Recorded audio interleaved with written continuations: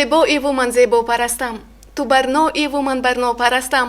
дар ин як умри кӯтоҳе ки дорам, ту яктоеву ман якто парастам. салому дуруди пур аз меҳру муҳаббати моро бипазиред бинандагони азизу гироми қадри барномаи офтобборон.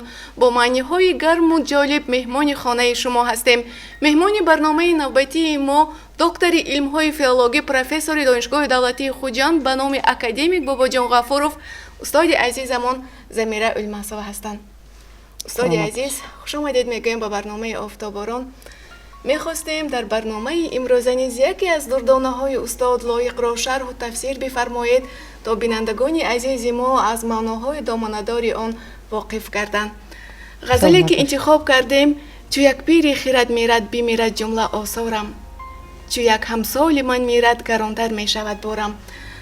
мехостем ба бинандагони гиромии мо дар бораи мазмун ва мундариҷаи ин ғазал фикру андешаҳои худро баён мекардед то ҷаҳони маънавӣ ҳар яки онҳо боз ҳам ғанитар гардад. саломат бошед Гулҳаёҷон.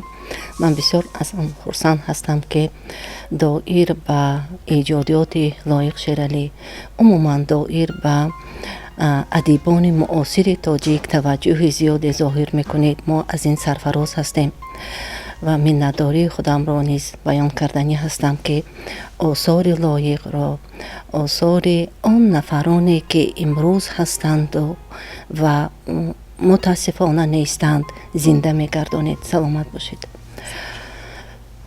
Лоиқ Шералӣ аз он нафароне ҳастанд ки дарди миллатро мегуфтанд ва аввалан бояд бигӯям ки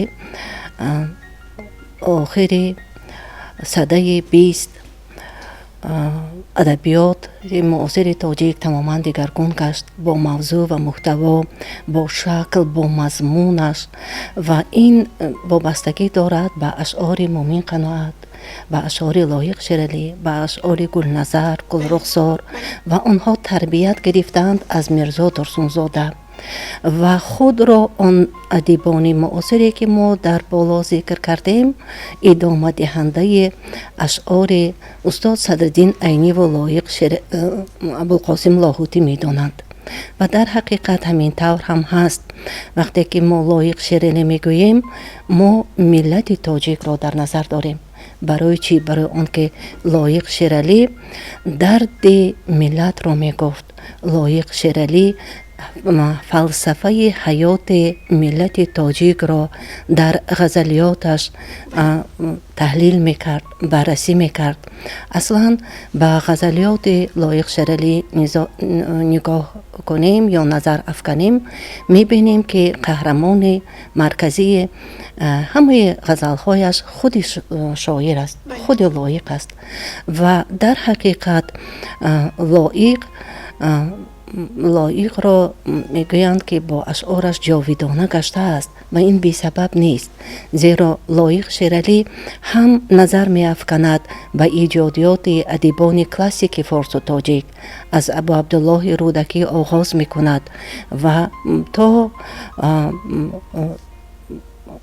Аҳмад Махтуми Дониша.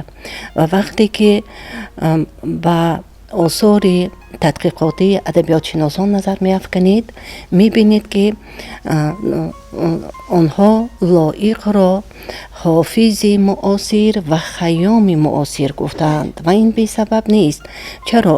зеро ғазалиёте ки Лоиқ Шералӣ гуфтааст пайвандӣ дорад бо ғазалиёти ҳофиз.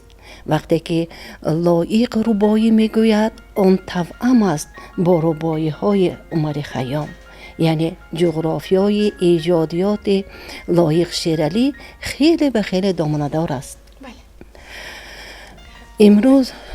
имрӯз ки шумо ғазалиёти чу як пири хирад мирад бимирад ҷумла осорам, чу як ҳамсоли ман мирад гаронтар мешавад борамро дар ин ҷо гуфтед. ва вақте ки ин ғазалро мехонем, аввалан фикр мекунем ки он дар бораи худи Лоиқ Шералӣ аст. яъне ватандӯстии Лоиқ, худшиносии Лоиқ дар он дида мешавад. валекин баъд дарк мекунем ки вақте ки Лоиқ сухан мекунад, гӯё ки аз номи тамоми мардуми тоҷик сухан мекунад. بله. برای آنکه هر یک نفره، هر یک خواننده، هر یک طالب علم دانشجویی که به غزلیات لایق نگاه میکند، آن درد خودش را مییابد، آن تحلیل زندگی خودش را میبیند و در حقیقت هم لایق را لایق ملت میگفتند که بی سبب نیست. محض در همین غزلیاتش استاد لایق بسیار خوب گفته است. میگوید چو یک پیری خیرت میرد بمیرد جمله آثارم، چو یک همسال من میرد گرانتر میشود بارم.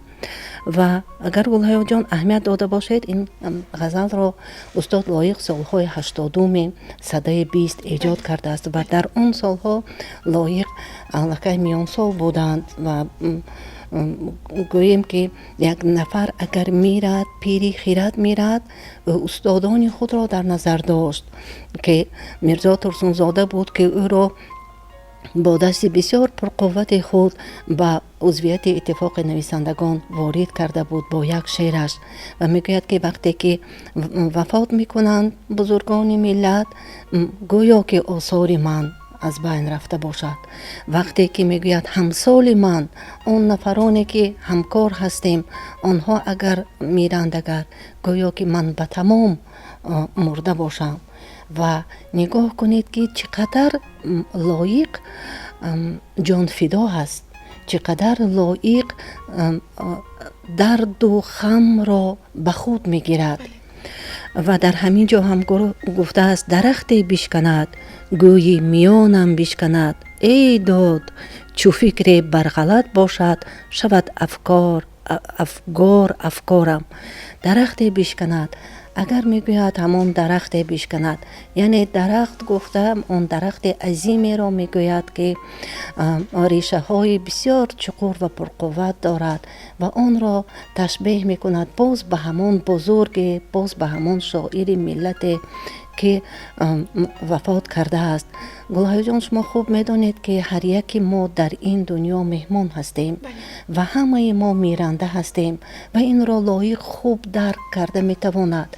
و آن درختی که میگوید شکست، آن گویا که میان من شکست میگوید، چقدر به خود میگیرد همه آن درد و غم را. و چو فکر برغلط باشد شود افکارم. نگاه کنید که در همین جا دو کلمه استفاده شده است از طرف لایق، یکی افکار و دیگری افکار و تنها یک حرف تمام معنی کلمه ها را دیگرگون می کند. بله. در همین غزل مثلا برای تربیت، این غزل برای تربیت نمودنی نسل امروزه چقدر تاثیر رسان هست، مثلا برای تربیت نمودن، پیدا نمودن خصلت‌های وطن دوستی چقدر مثلا تاثیر رسانیده میتواند؟ بسیار خوب گفتید. وقتی که ما غزلیات استاد لایق را میخوانیم، در حقیقت در آنجا ما تربیت رو میگیریم و هر یک نوشته خواه شاعر خواه نثر نویس یک مقصد یا آنکه غایه اساسی اثر را دارد که ما از آن برای خود برداشت میکنیم و در همان راه ما تربیت هم میگیریم. و در همین جا استاد لایق میگوید که اگر پای کسی لغزید خون دل خورم شبها، که گوی من خطاکارم، که گوی من گناهکارم. و نگاه کنید میگوید که در زندگی اگر پای کسی لغزد، یعنی کاری او اگر نادرست پیش آمد باشد، من میگوید از این بسیار خفه میشوم و من گویا که من خود را گناهکار حساب میکنم، گرچنده که لایق گناهکار نیست در آن، گرچنده که لایق یگان مناسبت ندارد با آن ورده پستی زندگی نزدیک شدن یگان دوستش و میگوید که من آن به درد قبول میکنم. من میگوید میخواهم که به او یاری خود را داده باشم و محض همین مصرع‌هایی که لایق گفته است ما از آن تربیت معنوی میگیریم و در حقیقت همین طور هم هست. و میگوید که چون من از تخم دهقانم بسبزد تا همه کشتش نبارد ابر اگر باران سیریشک از دیده میبارم. و من میگوید دهقانزاده هستم. اگر وقتی که دهقان تخم میپاشد به زمین، از خداوند نیایش میکند که باران داده باشد که آن تخم سبزه دمانده باشد. و من میگوید اگر باران نبارد و من از چشمانم با همون، این مبالغه است البته، با چشمانم میگوید همون زمین را که دهقان تخم پاشیده است من آن را تر میکنم تا اینکه سبزه دمیده باشد. و به همین مانند لایق شیرالی با همه آن واقعه ها یا اینکه حوادثی که در زندگی می شود، لایق شیرالی با همه آن توأم است، پیوند است و با درد همه درد آشنا هم هست. من آن جانباز دورانم، من آن دلسوز یارانم، کشم آزار از صد مار و موری را نیازارم. چی گونه زیبا گفته است، من آن جانباز دورانم. در حقیقت لایق شیرالی از آن شاعرانی بود که وقتی که به سر ملت تاجیک و از دنیای حیات آمد، وقتی که به سر ملت تاجیک آن فاجعه های زیاد خونین و ننگین سالهای 90 سده 20 آمد و لایق همیشه دست به دست با ملت، با خلق تاجیک بود و همیشه حرکت میکرد، کوشش میکرد که با شعر خود، با آثار خود، با صحبت خود، با سخنهای شیرین خود ملت تاجیک را پیوست کرده باشد. در برابر آن سیاستمداران، در برابر اساسگزار صلح و وحدت ملی، پیشوای معظم ملت که این فاجعه ننگین ملت تاجیک را از سر ما دور کرده بودند، در برابر آنها لایق ملت نیز بود. لایق بود که همیشه با شعر ناب خودش دل آن فراریان، دل آن نفرانی که در زمان جنگ اندک دل سردی به میان آمد دلگرم کرده باشد و محض اشعار لایق بود که توانست دست به دست پیوست کرده باشد ملت تاجیک را. در این غزل هنر شاعری لایق را چخیل دیدن ممکن است؟ مثلا استفاده شدن سنت‌های بدیعی و اون معناهای جذاب. مثلا شاعر درباره هنر شاعری شاعر لایق شیرالی فکر و ملاحظه های خود را بیان می‌کرد. سلامت باشید. وقتی که ما هنر شاعری لایق میگوییم، پیش از همه سخنان خود لایق پیش نظر می آید. چرا؟ زیرا لایق می گفت که در نزد ابو عبدالله رودکی، در نزد فردوسی بزرگوار، در نزد سعدی و حافظ من تجربه آموز هستم. من شعر که می نویسم. لایق یگان مراتب نگفته است که من شعر می نویسم. لایق همیشه با اینقدر بزرگیش خاکسار بود. لایق همیشه می گوید که من از تجربه زندگی بهره می بردارم و شعر که می نویسم. ولیکن در یک صحبتش می گوید که من شعر باران کردم، ادبیات را من شعر باران کردم. و نگاه کنید که خود زندگی این تضاد و مقابله است و همه غزلیات استاد لایق هم همین گونه است، تضاد و مقابله است. یعنی صنعت تضاد و مقابله را استاد لایق خیلی خوب استفاده میبرد، یا صنعت تشبیه یا صنعت استعاره را. در نوبت خود این صنعت ها با نوهای خود را دارند و همه آن را لایق که خیلی خوب میدانست یعنی که از علم ادبیات شناسی بهره گشته بود و در غزلیات خودش که احیاگر غزل در ادبیات معاصر تاجیک ما لایق را میشناسیم، در غزلیات خودش آن را خیلی خوب سنت‌های بدیعی را کاربست میکند و خوب هم میگوید اگر یک لحظه ناشکری همین دور و زمان باشم، سیاه بختم، سیاه روزم، سیاه رویم، سیاه کارم. و نگاه کنید که لایق میگوید که شکرانه باید کرد از این ملت، از این خلق، از این وطن، از این محیطی که برای ما فراهم آورده شده است. و اگر میگوید که من ناشکری کنم، من سیاه بختم، سیاه روزم، سیاه کارم، و برای آن که سیاه کار نباشیم، برای آن که سیاه بخت نباشیم، برای آن که روزی ما با صفا و با نور و با ایمان گذرد، ما همیشه باید شکرانه کنیم. و محض در همین جا استاد لایق توانسته است که آن کلمه های را کاربست کند که به دل انسان، به ضمیر قلب انسان رفته میرسد و این بی سبب نیست.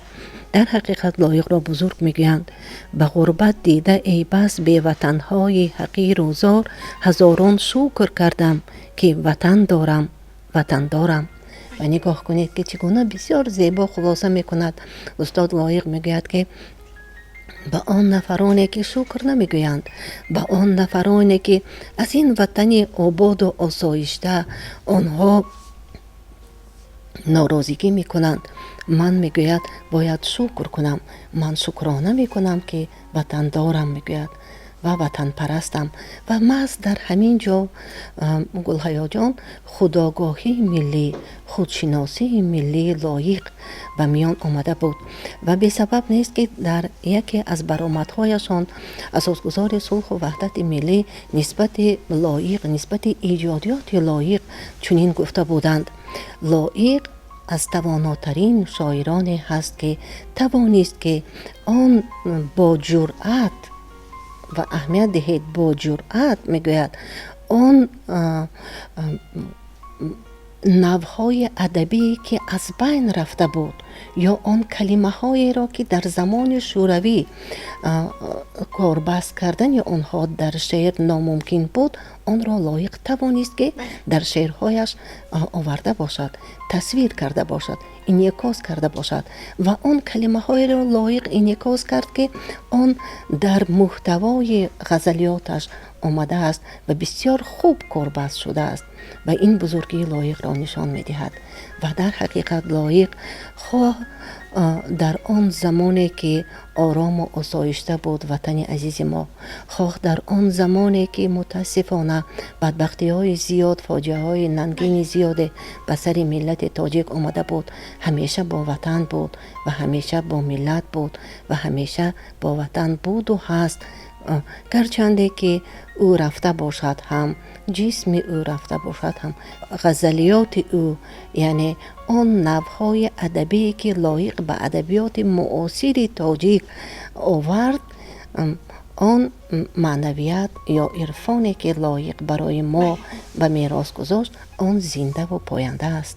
بله، تشکر زیاد برای شرح و تفسیر پرمعنا که هر یکی از بینندگان ما غذای معنوی گرفتن. برای تشریفتان سپاسگزاری. اهل تهیه‌گران برنامه رو میرسانیم. استاد خوش آمدید باری دیگر به برنامه آفتاباران. اطمینان دارم که این غزل برای تربیت نمودن نسل نورست در روحیه وطن پرستی، احترامی گذشتگان تاثیر خوب میرساند. سلامت باشید. منتظر. از نگاه هم شراره خواهد ماند، از بساط هم ستاره خواهد ماند، در کنار زمین اجدادم قلب من پاره پاره خواهد ماند. بینندگان عزیز و گرامی قدر برنامه آفتاباران، در همین جا فرصت برنامه ما به آخر رسید. تا هفته آینده خیر و خوش میکنیم. سلامت و سربلند بمانید. خیر عزیزان.